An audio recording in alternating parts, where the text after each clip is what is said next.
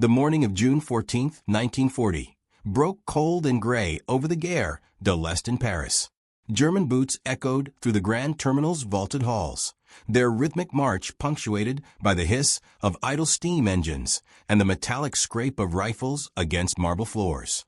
Oberleutnant Friedrich Müller stood beneath the iron lattice ceiling, watching dust motes spiral in shafts of pale light, and allowed himself a thin smile. The railway hub of France, nerve center of a nation's logistics, now belonged to the Reich. Around him, Wehrmacht soldiers posed for photographs beside locomotives bearing the emblems of the Société Nationale de Chemins de Fer Français, their laughter bright with triumph. To these men, trains were relics, quaint symbols of an industrial age already passing into obsolescence. What they could not yet foresee was that these very rails, stretching westward toward an ocean and eastward toward destiny, would soon carry a judgment they had not imagined possible. For years, the German General Staff had studied their enemies with clinical precision. They had dissected French doctrine, analyzed Soviet production capacity, calculated British resolve. But America, distant commercially obsessed America, had been measured and found wanting in their assessments. German military theorists, steeped in the writings of Clausewitz and intoxicated by their Blitzkrieg victories, viewed modern warfare as an art of mobility, speed, and concentrated force. The panzer divisions that had torn through Poland in 27 days and shattered French defenses in 6 weeks represented the pinnacle of this philosophy. Mechanized cavalry units that struck like lightning and vanished before the enemy could respond. In Wehrmacht officers' clubs from Berlin to Bordeaux, the consensus held firm. America's military was a second-rate force built on outdated thinking, hobbled by an economy that produced refrigerators and automobiles for soft civilians rather than instruments of modern war. This contempt had deep roots. German observers who had studied American military exercises in the late 1930s returned with dismissive reports. The United States Army ranked 18th in the world in size, smaller than Portugal's. Its equipment was obsolete. Soldiers trained with wooden mock-ups of machine guns, trucks bore signs reading tank in lieu of actual armor. The American faith in railways struck Wehrmacht planners as particularly backward. While German forces had proven that wars were won by tactical aircraft and armored columns that could outflank, encircle, and annihilate entire armies before rail-bound reinforcements could arrive, the Americans apparently still imagined conflicts as ponderous affairs where supplies crept forward at 40 miles per hour on fixed iron routes. At the Kriegsakademie, instructors used American logistics doctrine as an example of what not to do. One popular joke circulated among panzer officers: the Americans will arrive at the next war by steam locomotive, just in time to find we've already gone home. But what German intelligence had failed to grasp, what their entire philosophical framework prevented them from understanding, was the scale at which American industrial power could operate. The United States possessed more than 240,000 miles of railway track, 6 times that of Germany.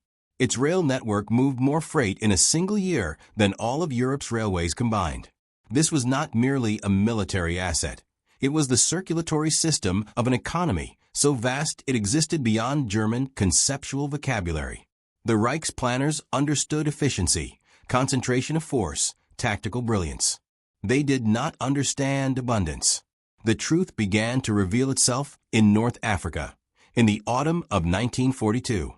Rommel's Afrika Korps, that brilliant desert formation that had embarrassed British forces for 2 years, suddenly found itself facing an enemy that operated by different rules. American supply convoys arrived in Casablanca and Oran with a regularity that seemed to violate the laws of war.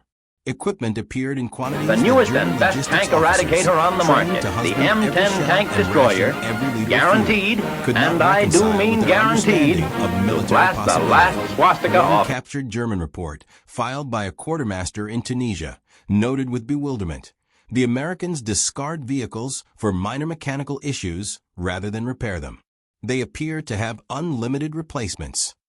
Another Wehrmacht soldier, riding home to Bavaria, described watching American engineers lay railway track across desert terrain in a matter of days, They work without urgency, almost lazily, yet the rails appear as if by magic. It is as though they are gardening, not building military infrastructure. It was in France, however, in that same railway network the Germans had captured with such triumphant ease in 1940, that the full weight of American logistics doctrine revealed itself as prophetic rather than primitive. After D-Day, as Allied forces pressed inland from the Normandy beaches, German commanders expected the advance to stall. This was military logic. Armies outrun their supply lines, momentum falters, defenders counterattack. The Germans themselves had experienced this in Russia, where vast distances had swallowed their panzer spearheads. Surely the Americans, advancing through the Bocage country and racing toward Paris, would face the same arithmetical reality. Supply by truck could only reach so far. Then the railroads would matter, and the Wehrmacht had spent 4 years fortifying France's rail junctions, mining bridges, pre-sighting artillery on key marshalling yards. But the Americans did not pause. The Red Ball Express, a convoy system of trucks running day and night, was merely the visible edge of a logistical blade whose true force lay in what followed. U.S. Army Railway operating battalions moved behind the advancing infantry with the methodical certainty of a tide. They rebuilt bombed bridges in 72 hours, repaired sabotage track sections overnight, established rail yards in captured towns before the street fighting had fully ceased. A German intelligence officer, interrogated after his capture near Metz, described his disbelief. "We destroyed the rail bridge at Meaux. Completely destroyed it. 3 spans dropped into the river. American engineers had trains running across it in 4 days. This is not possible, yet I witnessed it." What flowed along those restored railways defied German military imagination. Sherman tanks arrived not in the dozens, but in the hundreds, fresh from factories in Detroit, still painted in primer, bearing serial numbers that climbed higher each week. Artillery shells came in boxcar loads, so immense that American ammunition dumps looked like freight yards. One Wehrmacht soldier, captured during the Battle of the Bulge, remembered watching American trains unload at a captured railhead before his unit retreated. There were freight cars stretching back beyond sight. Cars filled with rations, with fuel drums, with spare parts, with boots, with tires, with medical supplies. We were rationing ammunition, eating horse meat, wearing uniforms taken from dead men. In the frozen Ardennes forest, in the rubble of Aachen, in the hills above the Rhine, German soldiers accustomed to ersatz coffee and black bread encountered an enemy that shipped carbonated beverages to the front lines. Not as luxuries for officers, but for ordinary soldiers, as casually distributed as rifle ammunition. The German military mind, trained to understand war as sacrifice, as the concentration of national will into focused violence, could not parse an enemy that treated its soldiers to recreational refreshments in combat zones. One captured Waffen-SS officer, a veteran of the Eastern Front, tried to explain it to his interrogators. We were told Americans were soft, undisciplined, corrupted by luxury. But a nation that can afford to ship bottles of sugar water to the front while simultaneously burying us in artillery fire. This is not weakness. This is a different form of strength entirely. The trains kept coming. Through the bitter winter of 1944, through the spring offensives of 1945, the American railway battalions extended their network, like ivy claiming a wall. They ran hospital trains that evacuated wounded soldiers to rear area facilities equipped with penicillin, another American abundance. That miracle drug produced in quantities sufficient to treat not only U.S. forces, but Allied armies and even, eventually, civilian populations. They ran troop trains that delivered fresh divisions to the front faster than the Germans could reposition their dwindling reserves. They ran ammunition trains that fed the guns of an army that had ceased to count its shells. German commanders, raised on the doctrine of decisive battle and brilliant maneuver, found themselves in a conflict where skill and courage meant less than industrial capacity. General von Rundstedt, that elderly embodiment of Prussian military tradition, reportedly remarked after the war that the Allies could have nominated any competent colonel to command their forces and still won. So overwhelming was their material advantage. His observation contained equal parts accuracy and bitterness. The Wehrmacht, had expected to fight an army. Instead, they faced an economy. The psychological impact on German soldiers was profound and is documented in thousands of letters, diaries, and post-war testimonies. Men who had swept across Europe in 1940 with justified confidence in their superiority now spoke in the tones of fatalism. A panzer commander, writing to his wife from a hospital bed after losing his tank near Nancy, tried to articulate what had changed. It is not that the Americans fight better than we do. Often they don't. But when we destroy their tank, 2 more arrive the next day. When we ambush their supply column, another comes within hours. We can win battles and still lose ground. I begin to understand how the Soviets must have felt in 1941, except the Americans also have better equipment, better food, better medicine. We are drowning in their wealth. That wealth moved on rails. Every statistic spoke to a logistical achievement that bordered on the absurd. By the end of 1944, American railways in Europe were moving more than 30,000 tons of supplies per day. The daily coal consumption of the U.S. Army railway system in France exceeded that of several small European nations. American locomotives, many built in Lima, Ohio, and shipped across the Atlantic, became so ubiquitous in liberated France that French railway workers began to regard the Baldwin and the LCO nameplates as symbols of deliverance. One French railwayman, interviewed in 1945, remembered watching German soldiers retreat in 1940 and American soldiers advance in 1944 along the same tracks. The Germans marched like they were on parade. The Americans looked more casual, less disciplined. But behind the Americans came trains. So many trains. And I knew then that the war would end differently than it began. The irony was perfect and complete.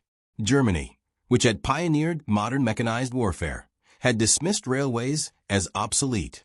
America, which the Germans mocked as backwards, had turned those same railways into an instrument of overwhelming force. The joke about arriving by steam locomotive proved correct, except it was not a punchline, it was an execution method. The rails did not make American forces slow, they made them inexhaustible.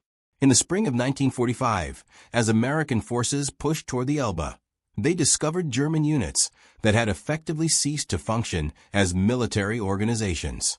Not because they had been destroyed in battle, but because they had run out of everything: fuel, ammunition, food, replacement parts, hope. These remnants of once elite divisions retreated on foot, scrounged meals from abandoned farms, and watched the sky nervously for the American fighter bombers that now owned the daylight.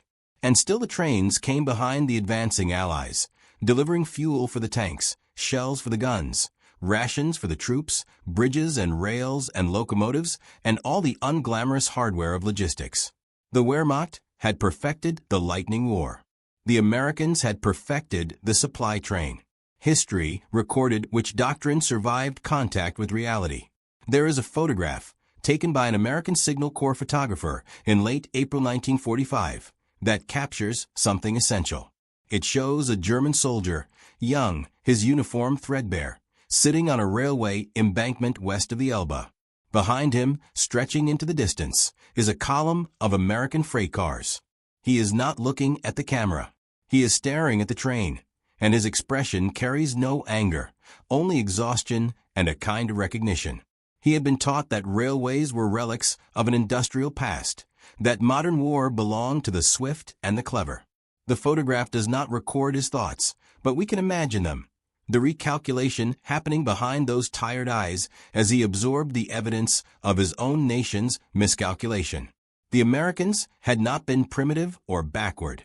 They had simply been playing a longer game, betting on mass rather than maneuver, on production rather than tactics.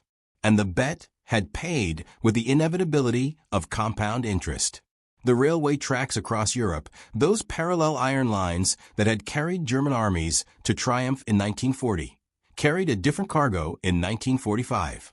They carried not just armor and ammunition, but a demonstration that democracy, for all its apparent chaos and commercial softness, could mobilize resources on a scale that eclipsed dictatorship. That a nation of shopkeepers and farmers and factory workers, granted sufficient reason and sufficient time, could build a war machine fed by bottomless wells of steel and grain and fuel. That freedom, properly organized, was not weak but wasteful in the way that nature is wasteful, producing such abundance that casualties and destroyed equipment became mere accounting entries rather than strategic catastrophes. The trains kept running long after the guns fell silent. They carried occupation forces into Germany, displaced persons toward home, and eventually the materials to rebuild what war had destroyed. The rails remained, as they always had, patient and persistent, outlasting doctrines and empires and the men who had underestimated them. And somewhere in the wreckage of the Third Reich's certainties lay the recognition that sometimes the old ways endure not because they are too slow to abandon, but because they were never obsolete at all, only misunderstood,